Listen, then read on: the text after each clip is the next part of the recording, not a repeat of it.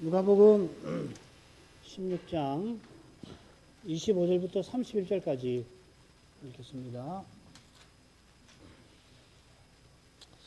아브라함이 가로되 예 너는 살았을 때에 뇌 좋은 것을 받았고 나사로는 고난을 받았으니 이것을 기억하라.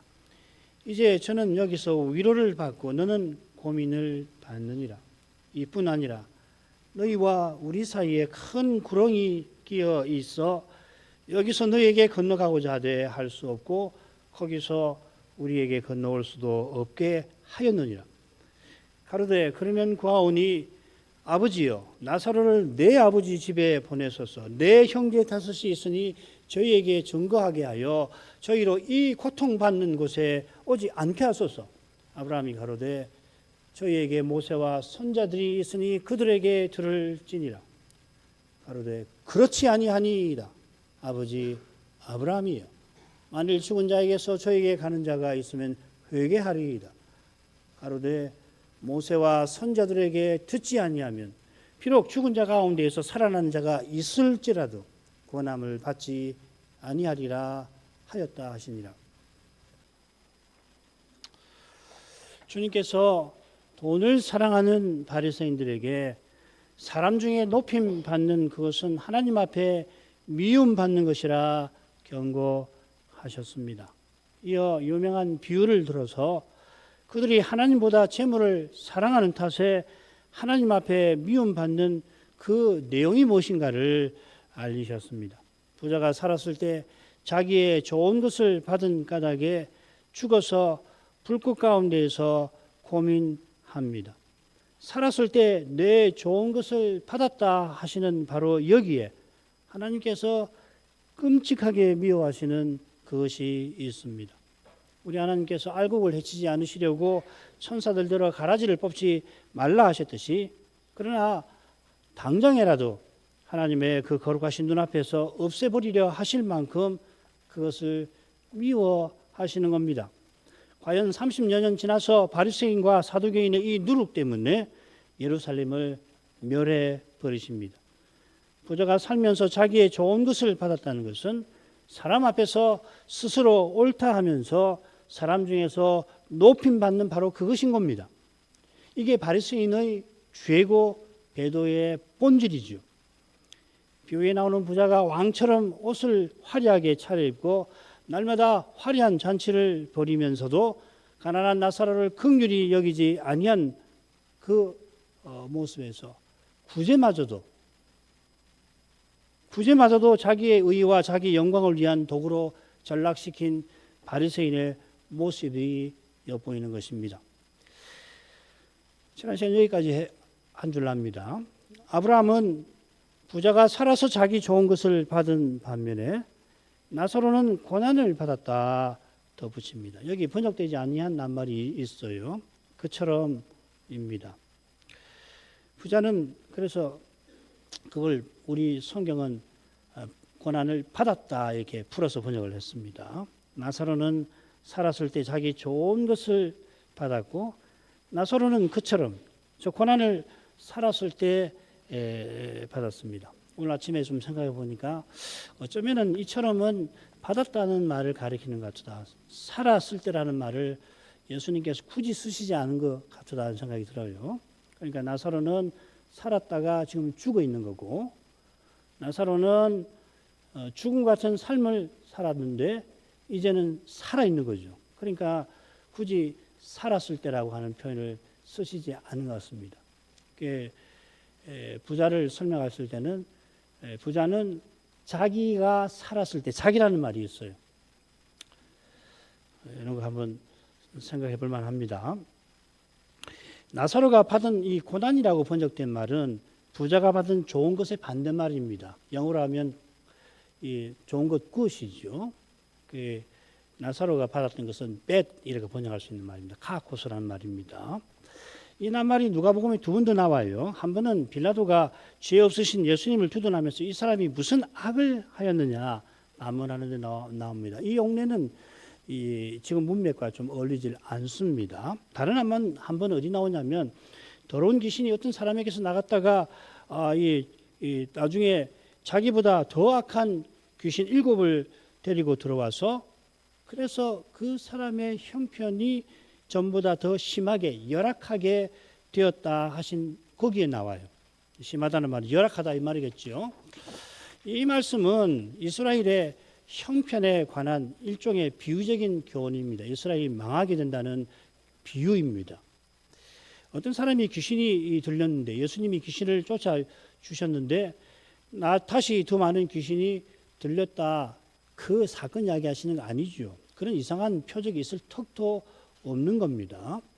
오히려 바리새인들이 주님의 표적들을 보고서도 주님을 미워하고 죽이려 하기 때문에 더러운 귀신들이 장악하는 그런 상태에 추락하고 말 것이라 주님이 경고하신 거죠. 예루살렘 멸망할 때 이런 상태가 나타났죠. 사람들이 악귀가 되었다고 유대인 역사가가 증언합니다. 이런 용례를 참조하면 나사로가 고난받았다 하신 것은 열악한 처지에 있었다, 놓였다 하시는 것은 주님께서 자기 백성 중에 오셨을 때의 열악한 상태를 가리키는 것 같습니다. 마리아가 메시아를 잉태하며 찬송할 때 이런 상태에 관하여 언급한 바가 있죠. 과연 많은 시편이 악인들이 형통한 가운데 언약을 붙드는 시인이 가난하고 억압받는 이런 형편을 노래하였고 마리아의 찬송도 그 찬송의 계열에 서 있는 거죠. 나사로도 살았을 때 그처럼 고난받았던 겁니다. 이게 무슨 말이냐면요. 이 나사로가 왜 하늘에 가고 부자는 왜 지옥에 떨어졌나를 비유로 말씀하시는데 이 나사로가 고난받았다는 말이 무슨 의미인가를 제가 설명을 드리는 겁니다. 그냥 고난받았구나. 이 세상에서 없이 살았으니까 천국에 갔구나. 이 세상에서 부유하게 살았으니까 지옥에 간다. 그런 거 없죠. 성경은 어디도 그런 이 구원론을 가르치지 않습니다. 이 비유에서도 그런 내용을 그 이유를 나사로가 하늘나라에 간 이유를 우리가 이 표현들을 통해서 찾아볼 수 있다는 겁니다. 다른 내용도 마찬가지입니다. 이걸 그냥 읽으면 무슨 동화처럼 읽고서 아이고 이게 뭐 부자가 지옥 가서도 착한 마음을 갖네. 걔가 천사냈나? 이런 생각이 들 수 있는데 그건 아니지요. 참고로 부자에게 뇌 좋은 것이라고 하신 반면에 나사로에게는 그 열악한 것이라고 표현하십니다. 그러니까 나사로가 받은 고난이 나사로 개인적인 것이 아니라는 것을 암시하시는 겁니다. 성경은 너무도 놀라워요. 이 표현 하나하나를 잘 살펴서 읽으면 너무너무 심한 뜻이 감춰져 있다는 것을 우리 같은 사람들은 설피설피 저 같은 목사는 설피설피 보고 말씀을 드립니다. 이제 반대로 나사로는 위로를 받고 부자는 고민을 받습니다. 땅에서 살면서 부자는 자기 좋은 것을 받고 나사로는 그 열악한 것을 받았는데 죽어 저기서 그들이 받는 것은 위로와 고민으로 갈라집니다. 부자가 아브라함을 향하여 이 불꽃 가운데서 고민하나이다 하였습니다. 이 불꽃 가운데서 겪는 이 고민, 이 낱말과 이거는 뭐 동사고 그 명사가 어디 나오냐면요. 디모데전서에 나옵니다. 돈을 사모하는 자가 미혹을 받아 믿음에서 떠나 많은 근심으로서 자기를 찔렀다. 여기 근심이란 말 같은 말입니다. 굉장히 드문 낱말입니다. 여기 돈을 사모하는 자는 거짓 선생들이죠. 그들이 믿음을 버리고 탐심에 사로잡혀서 쾌락을 추구하지만 결국은 많은 근심이 마치 쇠 꼬챙이처럼 그 마음을 찌르는 고통을 받는다 하는 겁니다. 가룟 유다가 좋은 예죠. 돈을 받고서 주님을 배신하다가 양심에 심히 찔려서 그는 자진하고 맙니다. 얼마나 고통을 받고 견디질 못해서 결국 자진하지 않습니까? 이런 심판을 가룟 유다가 이 세상에서도 받고 죽어서는 그보다 더한 고통에 떨어졌을 텐데 그 고통에 지금 비유의 부자가 시달리고 있는 겁니다. 이 상태를 이해를 하셔야 돼요. 견딜 수 없는 고통 속에 있다는 것. 그의 말을 이런 고통이라는 환경 속에서 이해를 해야지 그냥 무슨 고통을 받았다고 그러는데 자기 형제 회개를 논하고 그러네. 그렇게 이해하시면 안 되겠다는 겁니다. 얼마나 고통스러운지 우리는 청량할 수가 없어요. 반면에 나사로는 위로를 받습니다. 우리 주님이 팔복에서 약속하신 복이죠. 애통하는 자는 복이 있나니 저희가 장차 위로를 받을 것이며, 이 장차라는 말을 쓰는 게 좋습니다. 참고하는 게 좋습니다. 나사로는 필시 한나처럼 언약의 나라에 열악함에 애통하며 산 인물이었을 겁니다.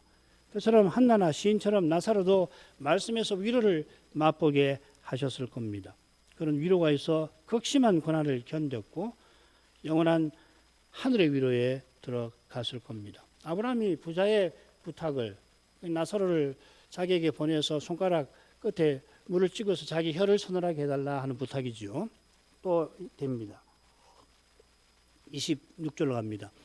이뿐 아니라 너희와 우리 사이에 큰 구렁이 끼어 있어 여기서 너희에게 건너가고자 하되 할 수 없고 거기서 우리에게 건너올 수 없게 하였느니라.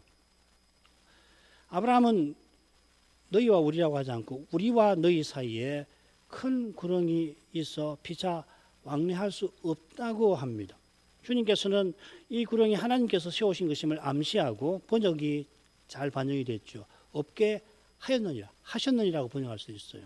여기 이제 수동태가 쓰였는데 그걸 하나님의 수동태라고 부릅니다. 신적 수동태라고 하는데요. 요컨대 부자가 구하는 일을 아브라함이 자기 마음대로 들어줄 수가 없습니다. 나사로가 죽어서 나아간 아브라함의 품은 하나님이 태초에 자기 거처로 삼으신 영광의 하늘일 겁니다. 우리가 죽어 주님과 함께 있을 텐데 거기가 하늘 나라지요. 에녹과 엘리야는 죽지 않고 거기 올라갔습니다. 반면에 부자가 떨어진 것은 지옥입니다. 우리는 시간과 아울러서 이 공간 개념 없이는 사유가 거의 불가능한데 이런 우리를 위해서 나사로가 이른 하늘과 부자가 떨어진 지옥 사이에 큰 구름 같은 것이 있다고 주님은 알기 쉽게 말씀해 주셨습니다. 장차 하늘에 가면 알겠죠. 그 구렁이 뭔지를 알게 되겠죠. 아주 신기할 겁니다. 이제 C.S. 루이스 같이 아주 뛰어난 사상가는 그걸 이제 표현하느라고 천국과 지옥의 그 이혼이라고 하는 그 책에서 문학적으로 그걸 설명하려고 애썼죠, 그죠? 이 먼지만큼도 작은 구멍을 상정하고 그 안에서는 악인들이 이 무한히 자기의 영토를 계속해서 넓히지만 천국에서는 볼 때는 그게 먼지 하나만큼도 안 되는 구멍이거든요. 천국의 새가 먹어버리면 그냥 삼킬 수 있는. 한번 시간 나시면 그 소설을 통해서 이런 주제에 대해서 통찰할 수 있는 재료를 얻으시면 좋겠습니다. 주일날은 사실은 그런 영원한 하늘을 묵상하는 날 아닙니까? 이 말씀에서 분명하게 배울 수 있는 것은 뭐냐면 우리가 죽어서 가는 것이 그것이 영원히 결정된다는 사실입니다. 우리가 죽은 다음에는 변경되질 않습니다. 25절에서는 지금 여기서 어떻게 사는가에 따라 죽어서 가는 곳이 정해진다고 말씀하셨습니다. 스스로 어렵다 하고 사람 중에서 영광을 구하는 이는 부자처럼 영원한 지옥에 떨어집니다. 반대로 세리처럼 주의 긍휼을 구하면서 영원한 영광을 바라는 나사로는 저 하늘에 나아가 주와 함께 있습니다. 이 상태는 주님께서 재림하실 때 최종적으로 변화가 있을 겁니다. 이 상태 자체는 그대로 가지만은 이 각각의 상태에서 최종적인 변화가 각각 있을 거라 하는 겁니다. 그러니까 지옥에 있는 사람이 천국에 가고 이런 변화가 말고 지옥도 변화가 있고 천국도 변화가 있는데 주님 재림할 때 있을 겁니다.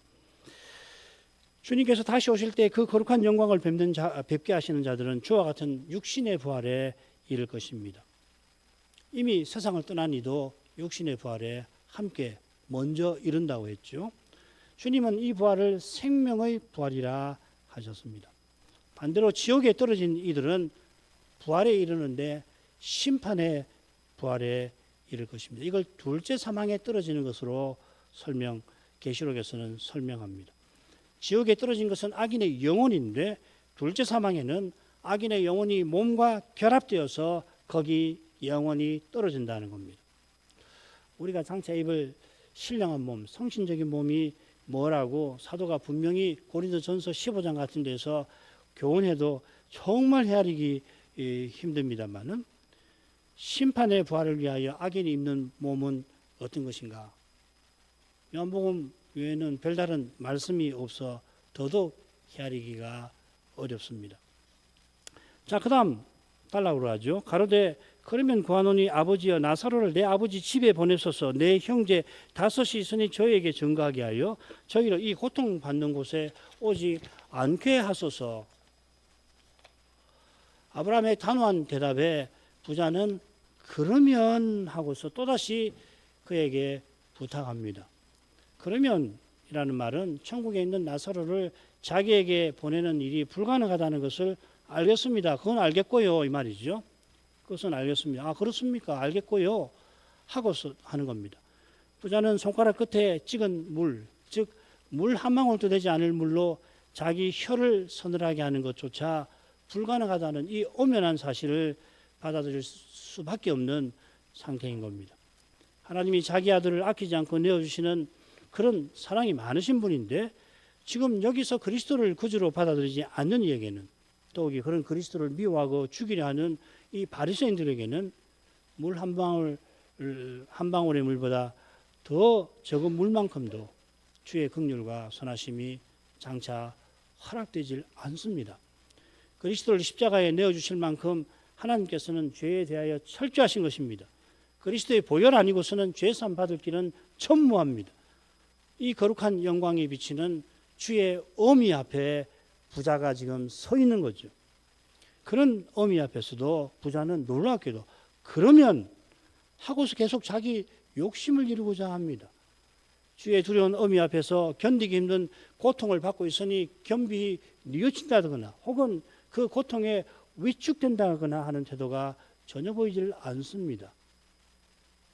거기서도 어떻게든지 자기 얻고자 하는 것을 얻어보려고 아브라함에게 다시 부탁하는 겁니다. 부자가 구하노니 하고 새긴 낱말이 가난한 자가 구걸하는 데 쓰입니다. 나사로가 필시 부자에게 먹을 것을 구했을 텐데 부자는 구하는 음식을 챙겨가지고 아이고 불쌍하구나 하고서 자기 상에서 먹을 만한 거 마음 같아서는 자기 먹는 귀한 음식을 챙겨가지고 이거 문 앞에 있는 나사로에게 전달해 주도록 하라 그러지 않았죠. 그냥 그 먹다가 실수로 떨어진 그거 이제 종들이 긁어다가 밖에 버릴 거 아니에요. 그러면 거기 가서 나사로는 그걸 뒤져서 먹는 거 아닙니까? 이제 그가 아브라함에게 구걸합니다. 나사로가 부자에게 먹을 것을 구하는 데는 하나님의 율법이 있습니다만은 부자가 구하는 데는 그런 근거가 전혀 없습니다. 거기서도 자기 욕심에 죄에 사로잡혀서 구할 뿐입니다. 죄의 종이 된 상태를 보여주는 거죠. 부자는 여전히 감히 나사로를 오라가라 할 수 있을 것처럼 말하고 있습니다. 땅에 살았어도 그는 나사로를 그렇게 함부로 대했을 겁니다. 구약 시인은 땅에 있는 성도는 존귀한 자니 나의 모든 즐거움이 저에게 있도다 했으니 나사로는 하나님 앞에서 실로 귀한 사람이었습니다마는 부자는 세상 나라의 왕처럼 되어서 나사로를 함부로 부렸던 겁니다. 그런 태도 전혀 뉘우치지 않고 여전히 나사로를 자기 욕심을 위한 수단처럼 대하고자 하는 겁니다. 어린 반푼어치도 없는 거죠. 그런데도 하는 거예요. 죄에 팔렸다는 그것이 지금 이 부자의 이 말에서 행동에서 잘 드러나잖아요. 얼마나 끔찍한 겁니까? 이 심리 상태를 사이코패스나 또 소시오패스라고 그럽니까? 이런 사람들의 그 행동이나 이런 데서 조금 힌트가 될는지 모르겠습니다. 그거보다 더한 상태 아니겠어요? 어떻게 지옥에 간 사람이 너그러운 마음이 있어가지고서 자기 형제를 돌아보고 그러겠습니까? 그렇지 않습니까? 지옥은 그런 것도 아닙니다. 그러니까 죄의 종으로 산다는 것이요. 이게 얼마나 무시무시한 건지 몰라요.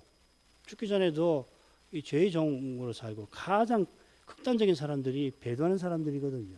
그리스도를 미워하고 죽이는 이미 이 부활하신 그리스도에게 여전히 대적하고 교회를 말살시키려고 하는 그 심리는 사탄적인 겁니다.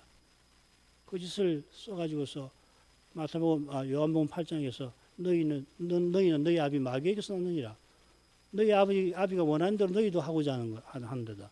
너희 아비 마귀는 태초부터 거짓말하는 자요 살인한 자인데 너희도 그 거짓말을 써서 이제 사람을 죽이는데 보통 사람이 아니라 메시아를 죽이려고 한다. 그게 요한복음 8장 44절 말씀 아닙니까? 세상에 사람이 그렇게 될 수 있는 거라고. 죄는 그렇게 무서운 겁니다. 죄가 마음에서 작동할 때 회개하지 않으면은 정말 어떻게 될지 몰라요. 그것의 가장 극단적인 상태가 지금 지옥에 있는 이 부자인 거 아니겠어요? 그러니 나사로를 오라가라. 자기가 뭔데 나사로를 오라가라 합니까? 그런데도 하는 거예요. 그래서 이 땅에서 돈도 많지 권력도 있으니까 얼마나 권세를 부리고 사람을 함부로 대했겠습니까? 짐작하고 나면 있죠.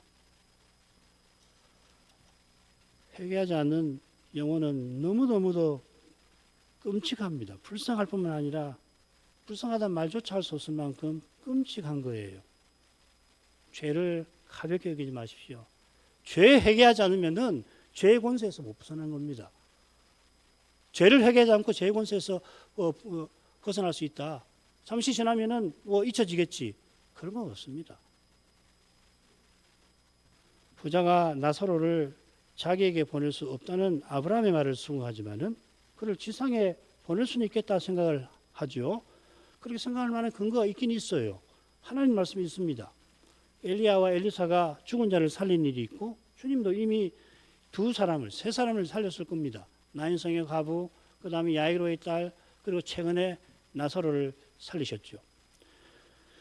이 기적들은 하나님께서 죽은 자를 살리시는 분, 곧 죄로 죽은 인생을 다시 일으켜서 영원히 살게 하시는 분임을 교훈하는 거죠. 우리 주님께서 나사로를 살리러 가시기 직전에 마르다에게 나는 부활이요 생명이니 나를 믿는 자는 죽어도 살겠고 물어 살아서 나를 믿는 자는 영원히 죽지 아니하리라 하셨습니다. 이 교훈을 제자들이 믿게 하시려고 주님은 특별히 죽은 나사로를 죽을 때까지 기다렸다가 가서 살리신 겁니다. 엘리야와 엘리사 선지자도 이런 위대한 메시아가 오실 것을 전하려고 표적을 행한 겁니다. 이런 유의 표적들, 죽은 자 살리신 것만 아니고 결국 표적은 같은 건데 교훈에서 바리새인들이 수도 없이 보고 그보다 더 많이 들었을 겁니다. 본 것보다 더 들은 게 더 많을 겁니다만은 그들은 보아야 할 것을 보지 못하고 들어야 할 것을 듣지 못합니다.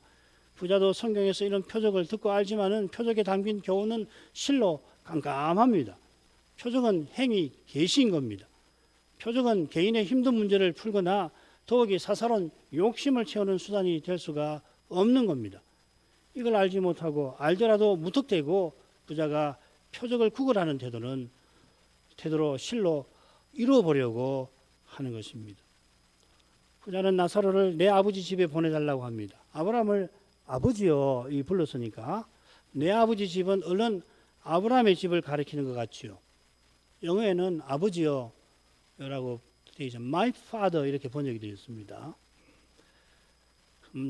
나의 아버지라고 하지 않았지만 그렇게 친근하게 불렀으니까 내 아버지 집은 아브라함의 집을 말하나 언약의 집을 이야기하나 싶은데 이어서 내 형제 다섯을 언급합니다.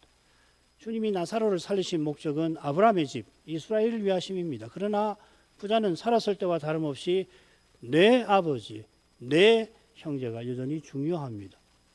내 아버지와 형제를 말하지만 실은 내가 중요한 거죠. 아버지와 형제는 나의 확장일 뿐입니다. 이런 식의 생각에 젖어 있는 사람은 자기 영광을 위해서 가문을 따지고 자기 영광을 위해서 자식도 닥달하지요. 바리새인이 율법을 높이는 진짜 목적은 율법을 소유하고 지키는 자기 높이는 데 있었습니다. 그들이 선민이라 말할 때 선민은 뭡니까? 하나님이 자비 여기셔서 언약 백성 삼아주셨다 하는 거 아닙니까? 하나님의 자비의 은혜를 고백하는 게 아니라 자기의 특권과 자격을 내세웁니다.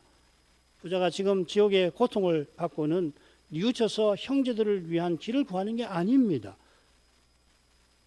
부자가 바리새인이 구제를 통해서 심지어 기도와 금식을 통해서도 결국 자기 선전하고 사람 중에서 높임을 받지 않았습니까? 그걸 보면은 지옥에 떨어져서 하나님의 선하심에 완전히 격리된, 선하심을 전혀 모르는 거예요. 맛보지를 못하는 거예요. 악에 사로잡혀 있고 죄에 완전히 종이 되어 있는 이 부자가 형제를 사랑하는 마음을 품었을 리가 만무하죠. 지금 여기서 하나님의 선하심과 사랑을 맛보고도 자기의 욕심과 영광을 위해서 주님의 형제를 마음대로 이용하고 심지어 자기 심리, 자기 정서마저, 감정마저 조작하는 사람도 얼마든지 있잖아요. 그게 사이코 패스고 소셜 패스 아닙니까? 몰라요. 자기가 자기 감정을 막 조작하는데 자기가 모르는 채를 하는 거예요. 그게 뭐 완전히 익혀졌으니까. 그러면 소셜 패스나 사이코 패스가 되겠죠.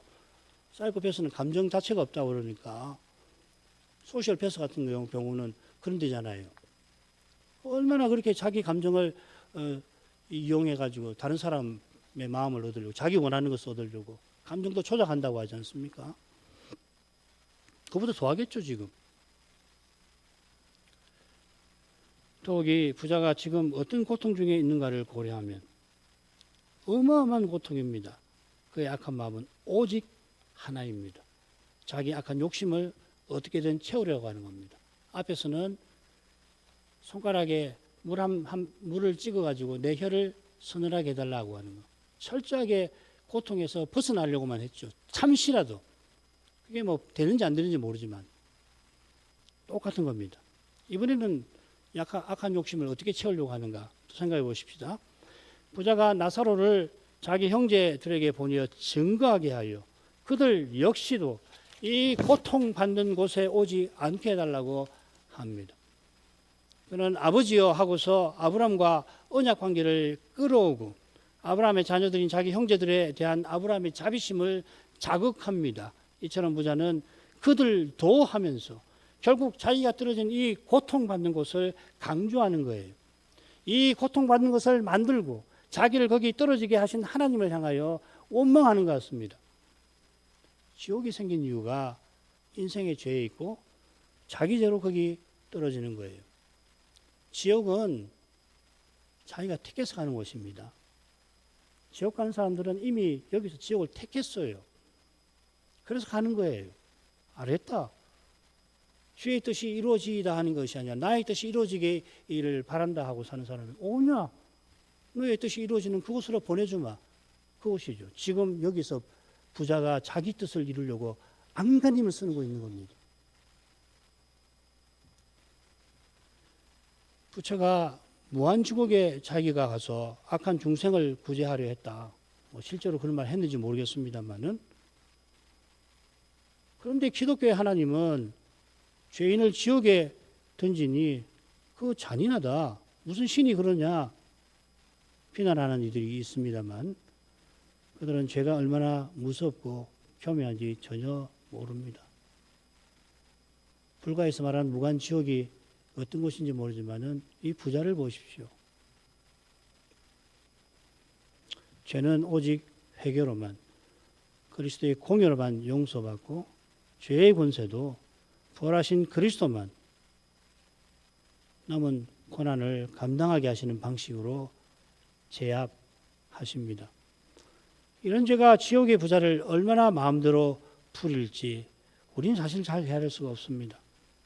사실 이 비유를 볼 때에 우리가 너무도 부자에 대해서 좋게 보게 되는 것 자체가 그런 거 아니겠어요?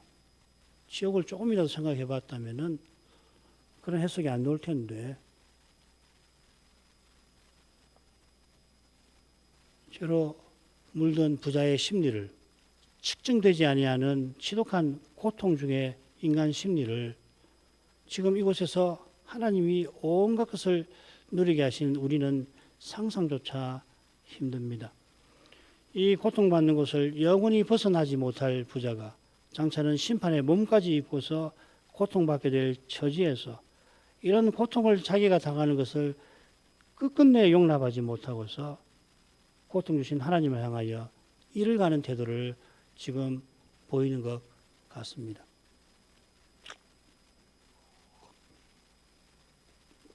마지막으로 가죠. 아브라함이 가로되 저희에게 모세와 선자들이 있으니 그들에게 들을지니라. 가로되 그렇지 아니하니이다. 아버지 아브라함이여 만일 죽은 자에게서 저에게 가는 자가 있으면 회개하리이다. 가로되 모세와 선자들에게 듣지 아니하면 비록 죽은 자 가운데 살아나는 자가 있을지라도 권함을 받지 아니하리라 하였다 하시니라. 아브라함이 이건 넘어가죠. 아브라함은 단도직입으로 말합니다. 저희에게 모세와 선자들이 있으니 그들에게 들을지니라. 그들에게 들을지니라 하는 이 표현에 아브라함의 의중이 잘 드러나는 것 같습니다. 원문을 살려 번역하면 이렇습니다. 그들들어 그들에게 듣게 하라입니다. 마치 아브라함은 부자들어 해볼 테면 한번 해보라고 말하는 것도 같습니다. 얼마나 어이없이 그리고 감히 부탁하는 이 무자를 향해서 부자가 지옥에 떨어져 있으니 자기 형제들에게 모세와 선자를 듣게 할 수 없습니다. 사실 부자도 듣지 않았습니다. 부자가 모세와 선자를 들었다면 이 고통받는 것이 오지 않았을 겁니다. 그의 형제들도 이 점에서 마찬가지입니다. 그들이 자기 형제 부자와 달리 말씀 듣는 길은 부자에게 없는 것은 물론이고 그들에게도 없습니다. 그 길은 오직 은혜에 있습니다. 부자나 그의 형제들이 바리새인 같은데 그들이 모세와 선자를 얼마나 높입니까? 그들이 우리는 모세의 제자라 하면서 모세의 자리에 지금 앉아 있지 않습니까? 그러나 그들은 모세의 율법을 들어 주님을 시험할 만큼 모세의 글을 믿지 않습니다. 모세와 선자가 그들에게 있지만 그들은 모세와 선자를 이용하여 자기 영광을 추구합니다. 그래서 우리 주님께서는 내가 너희를 아버지께 고소할까 생각하지 말라. 너희를 고소하는 이가 있으니 모세라 하셨습니다. 그처럼 그들이 선자들의 무덤을 쌓고 그들의 비석을 꾸미고 우리가 조상 때 있었더라면 우리는 저희가 선자의 피를 흘리는데 참여하지 아니하였을 거라 그렇게 호언장담하며 자기들의 의로움을 자랑합니다마는 그러나 이들이 그 선지자이신 예수님의 피를 흘리려고 하고 있습니다. 모세와 선자를 듣고 그들이 전한 그리스도를 믿는 길은 은혜에 있습니다. 우리 주님께서 부활 후에 모세와 선자의 글을 들어서 엠마오 가는 두 제자들에게 또 이어서 사도들에게 주님의 부활을 설명하십니다. 주님의 부활은 모세의 율법과 선자의 글과 시편의 날을 가리켜 기록된 모든 것에 해당됩니다. 주님께서 세상에 오신 것은 세상 처음에 하나님께서 보내리라 하신 약속을 이루어야 하신 것입니다. 그처럼 모든 구약 성경은 내게 대하여 증거한다 하셨습니다. 구약에서 그리스도를 듣는 사람은 나사로처럼 하늘나라로 들어갑니다. 이것은 변화산에서 모세와 엘리야가 호련히 나타나서 주님의 별세, 십자가와 부활과 승천에 관하여 이야기한 사건과도 붙어 있습니다. 모세와 선자를 듣는 것은 그들이 전한 그리스도를 깨닫는 것입니다. 이건 성신께서 하시는 사역입니다. 아브라함이 단호하게 진리를 전합니다마는 부자는 그 진리를 듣질 않습니다. 그렇지 아니하니이다. 마찬가지로 부자가 지금 구원과 진리에 관하여 논하는 게 아닙니다. 만일 죽은 자에게서 저에게 가는 자가 있으면 회개하리이다. 이 표현에 부자의 의중이 잘 드러납니다. 부자는 지옥 형벌에 관하여 나사로가 증거하면 형제들이 회개할 줄로 알고 진정 그걸 바라는 것입니까? 이미 이스라엘 역사가 그렇지 않다는 걸 증명합니다. 부자가 엘리야나 엘리사 이야기를 모를 리가 없습니다. 더욱이 주님께서 가난한 자의 이름을 나사로라 부르신 것처럼 주님께서 이미 적어도 2번이나 죽은 자를 살리신 이걸 바리새인들이 모를 리가 없습니다. 야이로가 해당장 아닙니까? 주님께서 그의 12살 먹어 죽은 딸을 살리신 현장에 바리새인들이 있었겠지요. 야이로와 아내와 딸이 주님을 믿었으니 그 현장에서 이 표적을 보고 들어 믿는 바리새인들이 있었을지도 모릅니다만은 그러나 전체적으로 바리새인들의 악심은 더 심해졌습니다.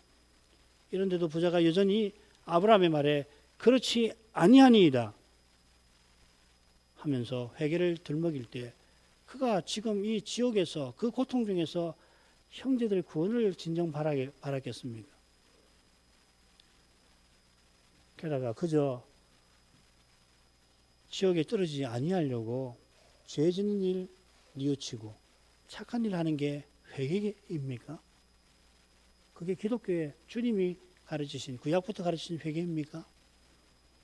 그런 회개는 주님을 죽이려고 하는 바리새인들이 확신하면서 가르치는 교리 아닙니까? 회개 그건 아니죠. 이게 본능적인 거거든요. 우리도 잘못하면 하나님 앞으로 잘할게요. 그런 마음을 가지고 용서해 주세요. 앞으로 잘할 테니 용서해 주십시오. 그 회개 아닙니다. 그런 식으로 용서받을 길이 없어요. 앞으로 잘할 보장도 없지만 앞으로 잘하면 얼마나 잘하겠습니까, 사람이? 하나의 선을 행하더라도 거기 여전히 우리의 부족과 결핍과 악이 있는데, 죄가 있는데 뭔 수로? 김홍주 목사님께서 그런 좋은 예를 드셨죠, 그죠? 날마다 우리가 벽돌을 100개를 만들도록 그렇게 주께 명령을 받았는데 어떤 날을 80개, 100개 채우는 날이 없죠. 아무리 잘해야 100개 채우지만 이전날 채우지 못한 그건 뭘로 메꾸냔 말이죠. 그러니까 로마 가톨릭의 그 성인의 그 잉여 공로라는 거, 그런 거짓말이 어디 있어요? 성인들은 자기를 구원하는데 충분한 공로를 세우고 남은 것이 있어서 천국에 그 보물 창고 같이 있어서 그 남은 공로를 그 채워놓고, 그래서 교황이 사면을 해준다는 거 아닙니까? 그래서 어떤 성지로 가면 그 길을 이 성지를 다녀왔다고 해서 몇 년치의 형벌을 사면받는 정도. 여기 우리 어디입니까? 한옥마을 거기 있는 성당에 가서 그 입구에 있는 글을 한번 읽어보십시오. 이 내용이, 제가 지금 가톨릭을 미워해서 희화화하는 거 아닙니다. 이 내용이 바로 거기 있어요. 가실 때 한 번씩 가서 읽어보십시오. 그런 것이 어디 있습니까? 우리가 믿고 고백하는 참된 회개, 성신께서 은혜로 주시는 이 회개, 이건 보통 교리가 아닙니다.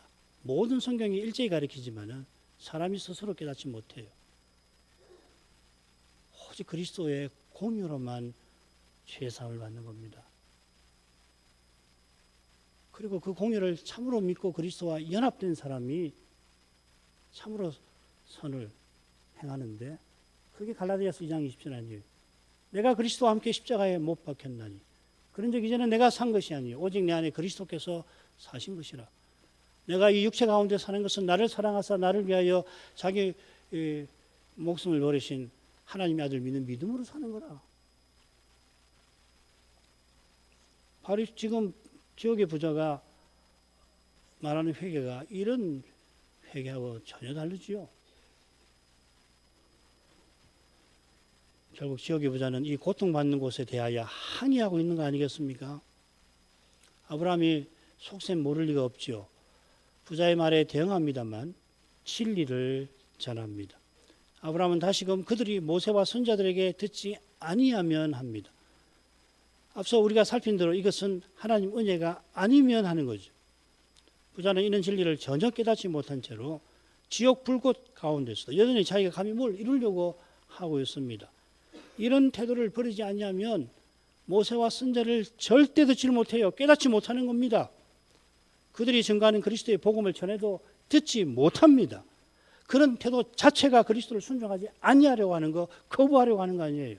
사람이 무엇을 이루려고 하는 건 말이에요. 이런 태도로는 성경에서 주의 영광을 뵙지 못합니다. 예배 아무리 해보십시오. 이런 태도를 회개치 아니하고서 예배에서 주의 영광을 뵐 수가 없습니다. 아, 믿으시지요. 성경에 기록되어 있지만 상징적일 거다. 그러나 예수님은 분명히 말씀하셨습니다. 내가 아버지의 이름을 내 형제들에게 선포하고 내가 교회 중에서 찬송하리이다. 이게 신약 교회의 예배입니다. 예배에서 이것을 맛보아야 해요. 하나님 은혜로. 그러려면은 전제가 있습니다. 자기를 부인해야 돼요. 사람이 뭘 이루려고 하는 이 지독한 육신적 태도를 버리지 않으면은 예배 와서 감시한단 말이에요. 남을 감시해요. 왜 남을 감시합니까? 하나님 앞에 서서 나 같은 죄인을 받아주실까? 세리처럼 나는 죄인으로서이다. 하나님이 나를 불쌍히 여기소서. 이게 예배드리는 사람의 태도 아닙니까? 누가 찬송하나? 누가 말씀을 듣나? 누가 왔나 안 왔나? 그걸 왜 자기가 헤아리고 있단 말이죠. 안 왔으면은 그를 위해서 기도하면 물론 훌륭한 태도지만